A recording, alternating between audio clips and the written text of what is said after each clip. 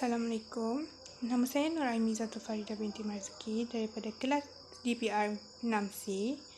Nama matrik saya ialah 03DPR 18F2047.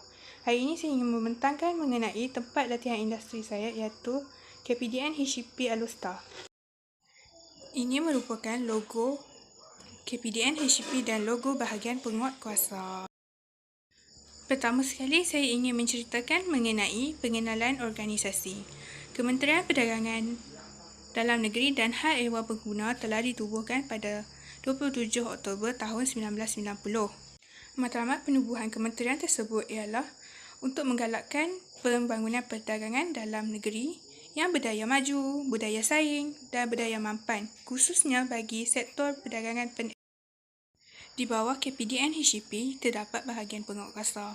Ia ditubuhkan pada tahun 1972 di bawah Kementerian Perdagangan dan Perindustrian atau dikenali sebagai MTI ketika itu dengan objektif untuk membantu kerajaan membendung isu inflasi ketika itu. Seterusnya ialah visi, misi dan slogan bagi bahagian penguat kuasa KPDN HEP. Visi bagi bahagian penguatkuasa ialah menguatkuasakan undang-undang untuk mewujudkan peniaga yang beretika dan melindungi pengguna. Untuk misi bahagian penguatkuasa ialah menjadi organisasi penguatkuasaan perdagangan domestik yang unggul. Manakala slogan, setia berkhidmat. Teras utama tugas penguatkuasaan. Yang pertama ialah menguatkuasa undang-undang untuk meningkatkan etika peniaga. Yang kedua ialah menguatkuasa undang-undang untuk melindungi pengguna. Yang ketiga ialah menguatkuasa undang-undang untuk mengawal ketirisan barang kawalan.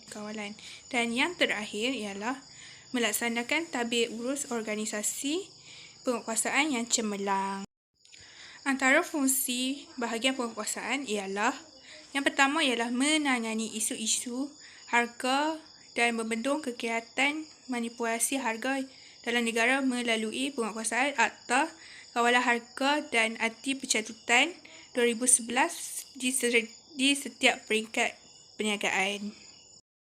Yang kedua ialah melaksanakan skim harga kawalan musim perayaan di bawah Akta Kawalan Harga dan Anti Pencatutan bagi melindungi pengguna daripada peniaga-peniaga yang ingin mengambil kesempatan dengan menaikkan harga barangan yang sangat tinggi pada musim perayaan. Yang ketiga ialah menggalakkan amalan perdagangan yang baik dengan melarang perihal dagangan palsu ataupun penyataan palsu atau mengelirukan berhubung dengan pembekalan barang-barang dan perkhidmatan di bawah Akta Perihal Dagangan 2011.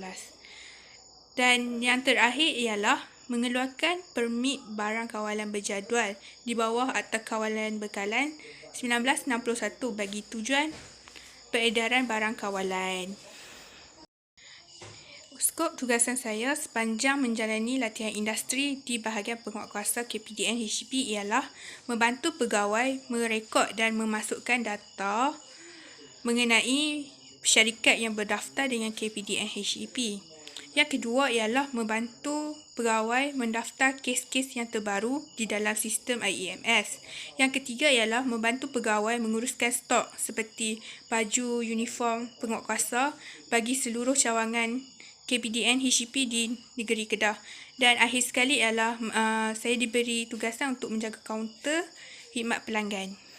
Saya akan menerangkan bagaimana cara untuk mendaftar kes di sistem IEMS.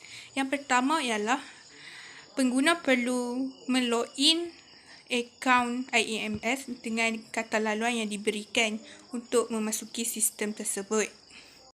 Cara yang kedua ialah untuk mendaftar kes baru di sistem IEMS, ia perlu dilihat kepada KPP ataupun kenyataan pemeriksaan premis dan perlu memasukkan nombor rujukan KPP tersebut bagi mencari kes untuk cawangan yang perlu didaftarkan sekali lagi oleh Unit Anti Pencatutan di KPDN HEP Alustar.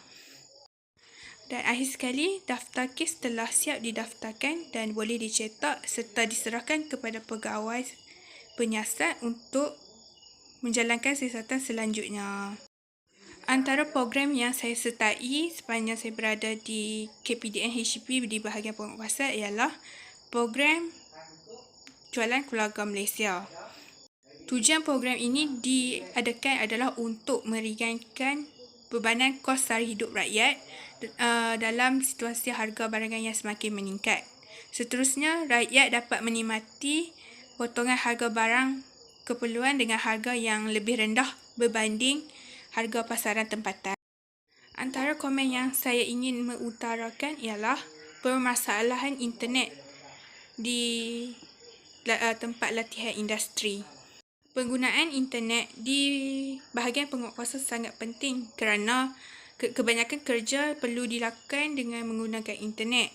Masalah ini sering timbul di bahagian penguatkuasa kerana taliannya sering terputus dan menyebabkan semua kerja yang perlu diakses tertangguh dan tidak dapat dilaksanakan dengan cepat. Komen yang kedua ialah masalah kekurangan komputer di bahagian penguatkuasa. Bilangan komputer di bahagian penguatkuasa agak terhad kerana pihak pentadbiran lebih mengutamakan pegawai-pegawai penguatkuasa. Hal ini kerana pegawai-pegawai penguatkuasa lebih banyak tugasan yang melibatkan sistem di dalam komputer. Contohnya sistem IEMS dan sistem MySpark untuk mengisi data-data yang diambil daripada peniaga-peniaga. Ini menyebabkan pelatih industri terpaksa berkongsi komputer bersama pegawai untuk melaksanakan tugasan mereka. Cadangan saya kepada pihak syarikat ialah syarikat perlu menambahkan bilangan komputer pada kaki tangan bagi memudahkan mereka melaksanakan tugasan. Ini kerana banyak kerja yang perlu dilaksanakan dengan menggunakan komputer. Dan akhir sekali ialah pihak organisasi perlu membuat jadual yang sistematik kepada pelatih industri agar pelatih industri lebih banyak mempelajari bidang yang lebih meluas di dalam organisasi tersebut dan mereka tidak membuang masa tanpa melakukan apa-apa tugasan.